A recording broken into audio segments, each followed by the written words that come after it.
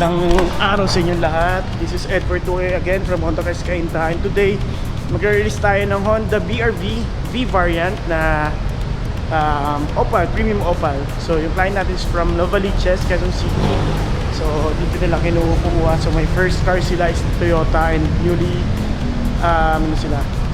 newlywed sila. So congrats belated sa mga clients natin. So ito, papakita ko lang sa inyo yung unit natin. Ito, premium Opal siya.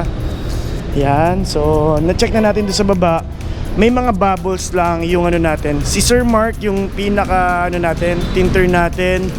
Wala lang siya ngayon, pero may mga tint, may mga ano sa tint, may mga reject sa tint. So sinabihan natin yung kliyente, in-inform natin na kung okay lang to follow. Kasi kung nandito si Sir Mark, pwede na natin yan paano. And then to follow naman to, pwede naman siyang yan agad. So ito, kasi medyo mahangin nung nakaraan. So yung hangin, yun, nag-cause siguro ng mga bubbles, yan ganyan. So nag-cause ng bubbles yung hangin. So pero sa kabila meron din. Pero ano natin, pinakiusapan na lang natin yung client, ayan. So may mga bubbles na maliliit dito, tsaka to. Yan. Mga bubbles, parang may tupi. So pinakiusapan na lang muna natin yung client na kung pwedeng to follow natin yung mga other tint natin. Kasi nagkaroon ng emergency Sir Mark. Actually meron yung sa kong grupo, meron siyang all-wheel drive na i-demo din natin later. So ito hindi na tint. So swerte na rin na tint yung ano natin. Yan sa ngayon, tatanggalin natin yung mga plastic dito sa loob. So check na rin natin, double check natin, pero chinek na namin ni Sir Mark sa baba tong unit. So yan, so far wala naman siyang wala namang gas. Yan, so far. So yan, purpose natin dito sa pag-video natin para at least makita natin na goods naman tong unit. So yan, wala naman, so far wala naman siyang wala naman any damage, okay naman siya. So sa tint lang talaga tayo, so sa tint lang. So later, samahan nyo ako, didemo natin tong BRV natin, tapos hindi ko lang alam kung mabibidyoan din natin yung isang CRV doon. Pero kung sakaling hindi pumayag yung kliyente, okay lang din naman para at least ito ma-demo natin na maayos sa kliyente. So samahan nyo guys mamaya.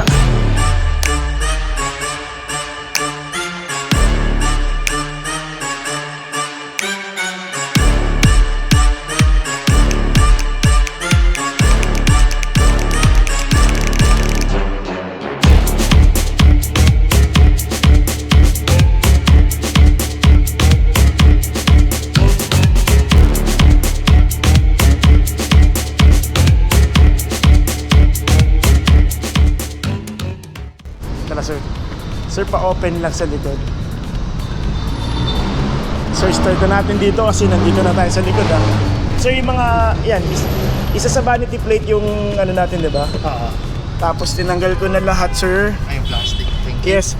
Hindi ko lang, sir, tinanggal yung sa may touchscreen natin. Okay. Tapos, yung pinaka nasa, natin, shift knob natin, mayroon kasi doon parang piano block. Ikaw na bahala para kasi magkano, didikit yung tapos sir, dito sir, yes sir, pag-close, po-fold mo, dito lang sir. Side lang sir. So 50-50 split siya. Then dito 60-40 sa likod. Okay. So dito yung accessories, siguro pwede mong dagdag dito sir yung trunk tray. Pero nasa mga online market lang naman siya. Okay. Sa mga aftermarket na po. Tapos aside from that, black latcher, ceiling, tapos yung mga pillars, black po. Okay. So less sa pag maintain. Tapos meron tayong 12 volts dito, pang charge para sa mga third row. Okay. Then may mga cup holder. Yan po. Tapos ito sir, yung tonneau cover, purpose talaga niya is para ma-flat to. Okay. Solid din pala siya. And then may nabibili din sa mga labas ng tawag doon. Sir, organizer dito sa baba. Organizer. Tapos dito sir, pagka kinuha mo yung spare tire, buksan mo to, tapos dun sir may tools tayo. Ay sorry. Sige sir. Tools. Ayan, sir. So, yung jack, sir, nandun sa may sa may passenger side, sir, sa unahan. Okay. So, gagamitin mo lang to, sir, tas bababa dito sa ilalim. Check mo rin, sir, yung spare tire. Baka mamaya wala palang spare tire ito. Meron na. Yan, meron, sir, no? Hindi ko lang sure kung meron tayong nabibilan na spare tire cover para at least ma-protectionan yung ano natin. Sir, ito, aside from that, yung car cover, libre natin. Tapos manual case and keychain. Pero malamang, sir, may ibang keychain ka pang type. Bahala ka na dun, sir. Tapos, 2 keys, sir, nasa iyo na, no? Yes. Tama. Then, tint. Yung sa tint natin, na-inform ko naman na din kayo na may mga bubbles dito. Ito, ay hindi. Hindi dito. Nandito yun eh. Basta nandito sa part na to eh, di ba? Mahirap na makita. Mahirap na makita kasi medyo na ano na, dumilim na. So yun, basta may ano dito, sir. May bubbles na ano naman natin. Na-check naman natin. Basta isa dito sa window na dalawa na to eh. I-review ko na lang, sir. Pero in-inform na rin ako ng PDI namin na yung may mga bubbles nga. Tapos pwede naman natin papalit na lang natin. Tapos dito, sir, yung mga matting natin. Okay. Matting, sir, yun, number 1 mo dapat bilhin is matting. Okay. Third row seats natin, may matting na rin, sir, nandito po. Okay. Then, genuine leather po lahat. Tapos, armrest, yan. Cup holder, nandito sa gilid. Dalawa, sir. Bali, ang speaker nito, sir, 4 na yung malalaki, and then yung tweeter, sir. Okay, Twitter. Yan po. Tapos, ano pa bang ano natin, sir? Pwede na rin siya, in case na magka-baby na kayo, may ISOFIX din dito. Pwede na kabitan ng car seats po. So, ito, sir, may ano dito, kabitan dito, sir. May mga instruction na. Pero normally nandito siya eh. May mga anchor kasi, sir, ito. Pero may mga nabibili rin naman na walang ISOFIX. Kinakabit lang dito sa may mga seatbelts natin. Okay.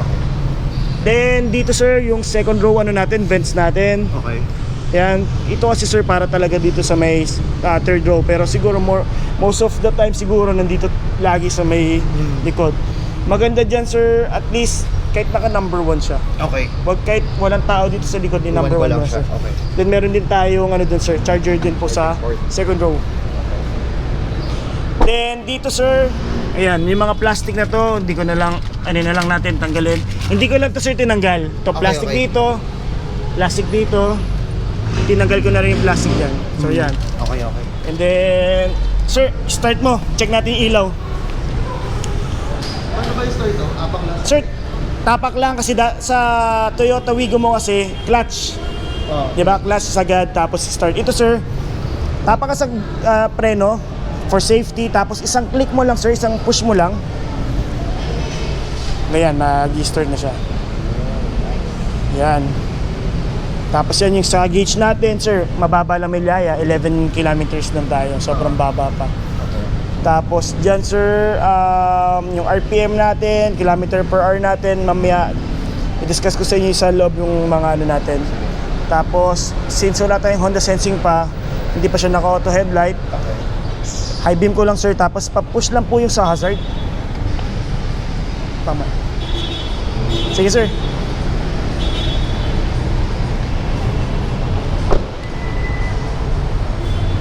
Yan, sir, check natin.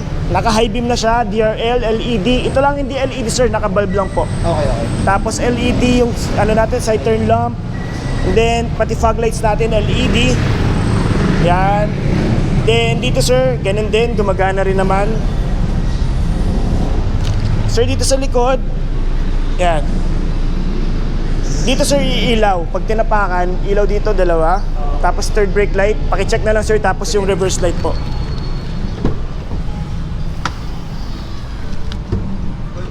Good, sir. Reverse light. Okay po. Tapos, sir, may tinatawag tayong remote engine start. Yung remote engine start, sir, ito yung pagka nasa open area tayo naka-park. Okay. Since naka-leather kasi tayo, normally kasi pag leather talaga mainit, sir, pag nababad eh. So, gagawin nyo lang, sir, pwede mong i-start yung kotse and mabuksan yung aircon niya automatically using yung remote po. So, gagawin nyo lang, sir, i-lock nyo lang siya, pindot ang lock, tapos i-hold nyo to, sir, yung hold button. Okay. Pag malayo kayo, sir, hihintayin nyo lang mag-blink, sir.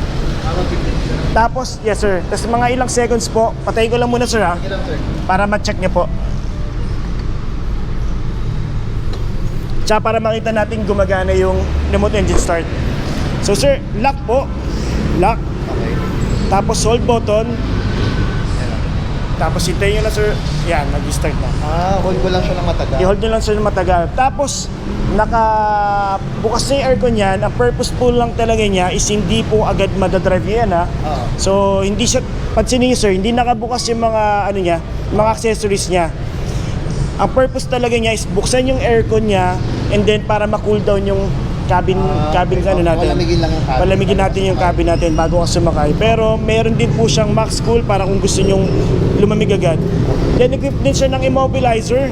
Yan sir yung kahit i-hot wire natin hindi po may start yung kotse. And then meron din tayong tinatawag na first alarm sir. Yung first alarm naman, pag binasag to, nilock mo, binasag, and in-unlock without using yung remote, mag-alarm siya. Ang alarm yun sir yung busina niya lang. Okay. So hindi siya mamamatay hanggat hindi mo ina-unlock. Okay. Minsan sir, baka pwedeng mangyari sa iyo na biglang mag-unlock siya. Kunyari, nasa loob ka lang, tapos nilock mo. Kasi tatambay ka lang or hinihintay mo si ma'am. Oo. Pag in-unlock mo yan, without using to, pagbukas mo, magbibip siya. So, huwag ka mag-panic sir, i-unlock mo lang siya para mamatay yung ano niya. Yung alarm. Yes sir. And then, ito sir, for safety din, pag hinawakan mo or pinush mo yung shift knob, automatically mamamatay yung ano natin sir. Try niyo po yung engine natin kasi for remote engine start lang talaga siya. Okay. Yan. And then, pag i-drive mo na ulit, push mo na ulit sir. Okay. Tapos smart entry na rin siya. Smart entry, ibig sabihin sir, hindi mo na kailangan pindutin yung ano mo, susi mo. Iwan dito sir. Kunwari sir ito. Nasa bulsa ko lang, lock ko dito, nakalock sir, di ba? Tapos to unlock sir, hawakan mo lang to. Tapos magbubukas na siya. To lock the car sir, hindi mo na kailangan ulit itong pindutin. Itong block na yan sir. Yun na yung pag-lock. Tapos dito mo sir, double check kung nakalock na siya. Okay. And then, pwede mong i-unlock sir, dun sa kabila, sa may passenger side, pwede rin sir i-lock. Check na rin natin sir para ano, kung gumagana siya. Sir, hawak lang dito. Basta ito sir, nasa 3 feet. Whether nasa akin yung susi or sa'yo, ito sir, madedetect yan na yan. Kahit yan, tas ma-unlock mo na sir. Oo nga. And then dito sir, ganun din. Sir, try mong i-lock po. I-lock nyo na lang sir. Wala, sige sir. Ayun. Yan. So yan sir, di ba? Nice. Dito sir, kung may bit-bit ka, pwede mo siyang ganyan. Pindutin mo na agad. Basta kaya pag lumayo ako sir, hindi mo mabubuksan yan. Tapos pag lumapit ako, basta within 3 feet sir, madedetect niya, pwede mo nang i-unlock sir. So lahat yan sir, ma-unlock ha. Pag inunlock ko to, lahat yan. Hindi ito lang sir, baka mamaya isipin mo, pag nilock mo siya, lock na lahat. Naka-unlock pa rin yan sir. So gawin mo sir, lock mo ulit dito. Okay. Yan sir. So, sir, check natin sa loob. Doon ka muna sa may driver side. Sama ka ma'am. Sa may, dito po. Ang init na ngayon. Parang summer na. Sir, ito naman, very basic lang naman siya. Siguro, talagang nagbago lang sa kanya compared dun sa kotse mo dati is naka-push start. Kasi ang alam ko sa Wigo, yung mga top of the line, yung mga naka-push start data. Disusi pa ako. Then ito, hindi siya Android. Okay. Kasi wala pa siyang ano. Pero may tinatawag tayong Apple CarPlay and Auto Android. Okay. Kung may dala kang cables dyan sir, pero hindi lang sa Type-C. So bibili ka lang na hindi na Type-C. Okay. So USB lang talaga. Okay. Tapos i-connect mo lang dito sir, itong cable na to, yes sir. Okay. Ito sir, kaya may mga USB na ganyan. Kunwari, for example, since wala tayong may mga alikabok pa. Wala tayong tawag doon. Wala tayong GPS, unlike dati kasi may mga provider kami like Garmin, meron GPS dito. Since ang problema ng may mga built-in GPS kasi sir, hindi kasi siya automatically nag-update. So pwedeng yung mga one-way dati maging two-way na, and then yung ibang two-way dati maging one-way, lalo na yung BGC, di ba sir? Tama. Madami nang may mga one-way doon. So hindi siya updated, unlike kay Waze kasi every time, and yung Google every time na may magkaroon ng update, and parang weekly yata may mga update sila. Yun na yung ginagamit natin, and halos lahat naman sir ng tao dito sa Pilipinas, may mga mobile data na. So yun yung ano natin, magiging ano natin, parang GPS provider natin. Okay. And then sa Apple CarPlay kasi sir, lalabas din dyan sir yung mga ano, like for example, yung mga Viber natin, pwede kang mag-text. Google Maps, lalabas na din dito. Mag-a-appear na lahat yan dito sir. If in case naman, hindi mo kailangan ng Google Map or pinaka-Apple CarPlay mo, pwede kang mag-Spotify using yung Bluetooth natin. Okay. So i-connect mo na lang dyan sir. Kung ayaw mong i-connect mo na sir, kung kabisado mo na yung pupuntahan, so hindi mo naman kailangan mag-Apple CarPlay. Then dito sir, double check lang natin sir ha. Yung bintana natin actually pwede nang iangat babahayan eh. Okay. Kasi Saturday pa lang Saturday, nakaano na yan eh. siya. Yan, may tweeter na. Tapos may vehicle stability assist or yung traction control sa mga ibang ano dito sir. Okay. Tapos ganun din sir, yung mga connection dito ay yung mga ilaw switch, pareho lang naman dun sa mga ibang kotse sir. Okay. Tapos dito sir yung tawag dito audio controls natin and Bluetooth hands-free nandyan po. Okay. Tapos sir, check natin yung power fold natin. Nagpo-fold naman pareho. Yes. Goods. Tapos dito sir yung ano natin, side mirror lahat naman, kabilang side. Okay, gumagana lahat. Ikaw na lang mag-set yan mamaya sir. Unlock. Okay. Okay. Ito yung lock natin. Lahat naman sir, gumagana. Okay. Working lahat. Working naman lahat. Tapos dito sir yung sa may gasolina natin and yung sa may engine bay natin. Okay. Yung pag-open sir, nandito lang sa side na yan. Kasi hindi ko lang alam, hindi ko na sure kung nandito yung sa Wigo eh. Dito yan sa ilalim. Nandito sa may ilalim. Yan ngayon nandito na sir. Okay. And then dito sir yung wiper natin, ganun din naman. Engines, ito sir, kung gusto mo kunwari, magpapatugtog ka lang, tapos habang naghihintay ka, wag mo lang pindutin sir yung preno. Okay. Mabubuksan mo sir lahat ng mga accessories, push start mo lang sir. Hindi ba siya kumbaga hindi ba masisira yung battery agad o kasi syempre di ba? Depende sir kung gaano kalakas yung pagpapatugtog mo and kung bubuksan mo lahat ng mga ilaw. Pero ito sir, so far naman, kasi mga LED naman siya, So hindi naman siya. very minimal naman siya kung yung usage nung battery niya. Okay. Then basta pag ginamit mo naman sir yung mga vents, yan malakas talaga makapag ano yan sir ng kuryente. Pero kung mga magsa-sounds ka lang, nakabukas ka lang dito, okay lang sir. Ito sir, buksan natin, okay naman lahat. Dito ma'am, yung ano niya, vent niya, Bukas naman. okay naman yan. Buksan Yan, mo. bukas na. And then, ang lamig na. Lagyan natin sa likod kay ma'am. Tapos ito sir, may heater. Okay. Pinaka-low niya, check natin ha. Hanggang 28. So medyo malamig pa rin naman yan kahit papaano. So hindi siya totally heater kasi yung ibang heater sir nag-34 ganyan. So ito parang yung mga normal lang natin. Parang yung sa labas sir parang ganyan eh. So kay sir bahala na dyan. Then dito sir yung fan. Okay. Okay, tapos dito sir yung air circulator natin kung gusto mong maamoy yung labas. Pero downside niyan yung cabin filter mo mas mabilis madumi yan. Front vent natin, rear defogger natin, laging i-off lang sir kung siguro kung medyo foggy yung likod mo tsaka mo lang siya buksan. Okay. Pero during daytime sir, patay mo lang kasi nakakabasag din siya ng ano eh. Mode sir, pwedeng dito yung vent sa ilalim, combination dito tsaka sa ilalim, tsaka dito sa ibabaw. AC on off, bakit may AC on off?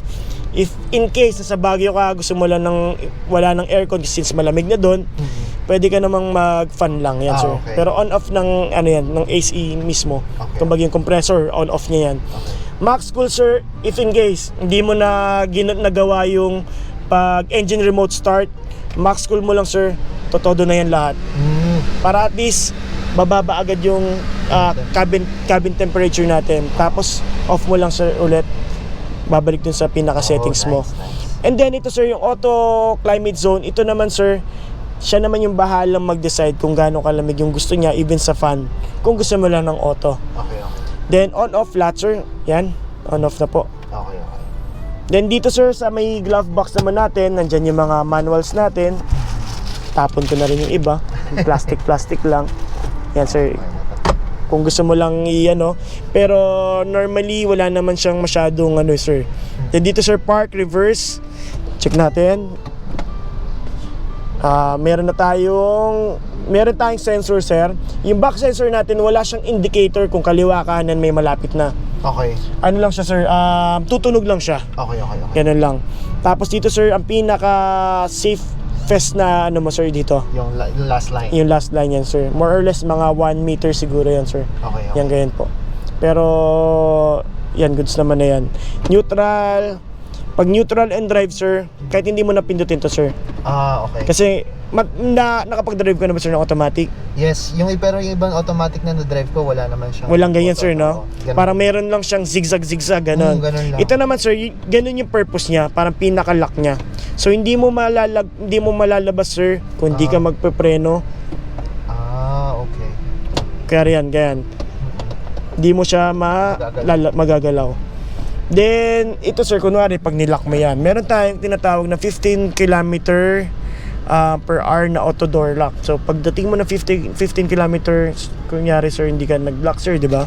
Automatic siya mag-auto lock siya. Okay. And then for safety lang sir, pag sa traffic ka, drive and neutral ka lang sir, hindi mo na kailangan magpindot kung dito sa dalawa sir, hindi ka lalagpas. Then ngayon, for safety, kung nasa labas ka sir, kunyari ganyan sa traffic, huwag mong ipapark. Kasi pag nagpark ka, dapat magpapark ka na talaga. Kasi once na magpark ka sir, ang downside lang niya, mag-unlock siya lahat. So kunwari, nandun ka sir sa tapos may loko-loko magbukas dun sa likod mo or dito sa side, mapapasok ka pa sir. Then itong drive D natin sir is yung normal drive natin or more on economical siya. Yung S sir is yung sport mode kung gusto mong medyo aggressive yung engine natin. And then yung low gear sir, ang low gear po, yan yung mga ahonan. Pag hindi niya talaga, parang feeling mo parang ang hirap siya, kakapusin siya, i-L mo lang siya.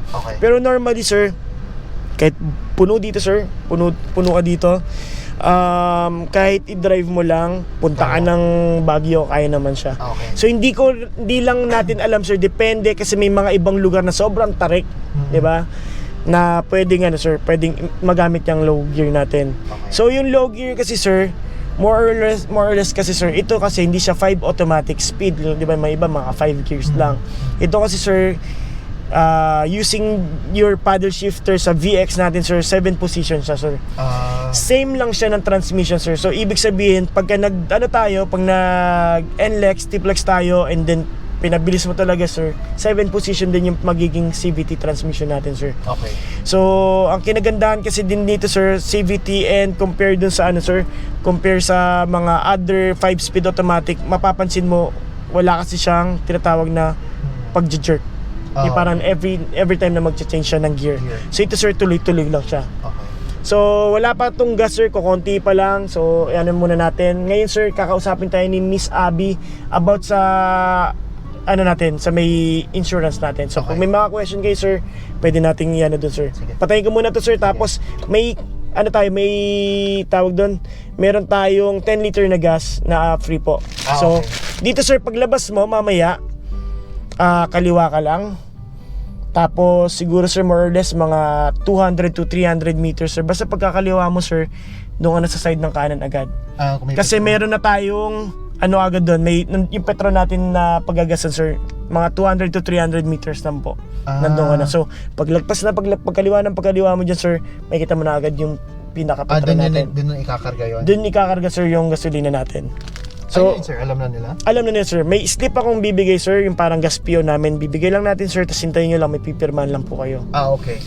Tapos ito sir, tanggalin na natin para makita mo lang kasi sir na, kasi baka mamaya pag tinanggal kasi may gas-gas, di ba? So ito kasi sir, tanggalin na natin. May tanong din pala ako rito. Yes sir. Shifter. Yung sinabi mong hindi ko na kailangan pindutin to, it's only applicable for drive. Neutral and drive, yes sir. Sa iba sir, hindi mo siya, ang kinagandahan kasi niyan sir, for example, safety feature niya talaga yan eh.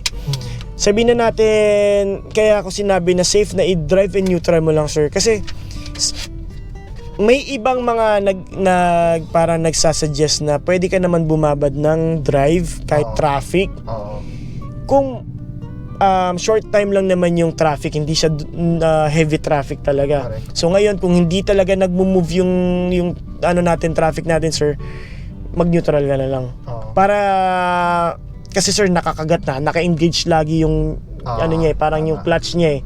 So doon makakaubos ka ng sir, kumbaga mabilis yung lifespan nung ng yung automatic transmission. Pero more or less kasi sir, yung iba naman kasi sinasabi, baka naman kasi mas maganda yung manual transmission compare sa automatic, kasi baka mamaya pagdating sa mga maintenance, baka mamaya mas mabilis siyang masira.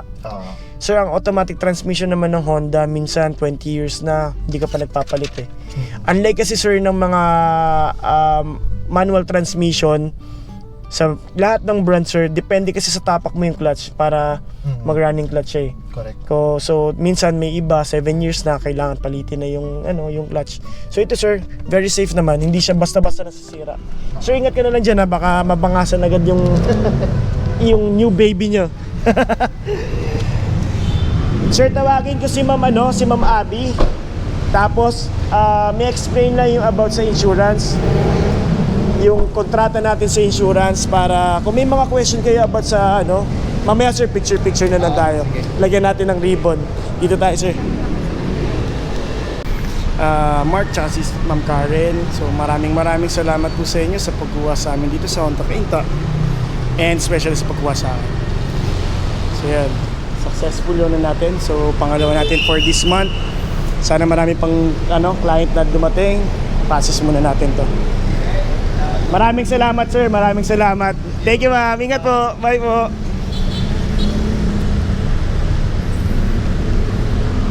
So process natin para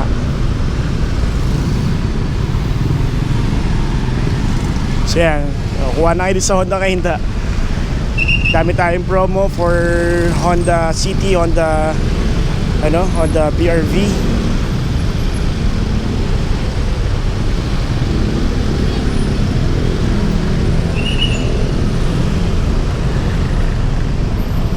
Kasi medyo traffic na ngayon.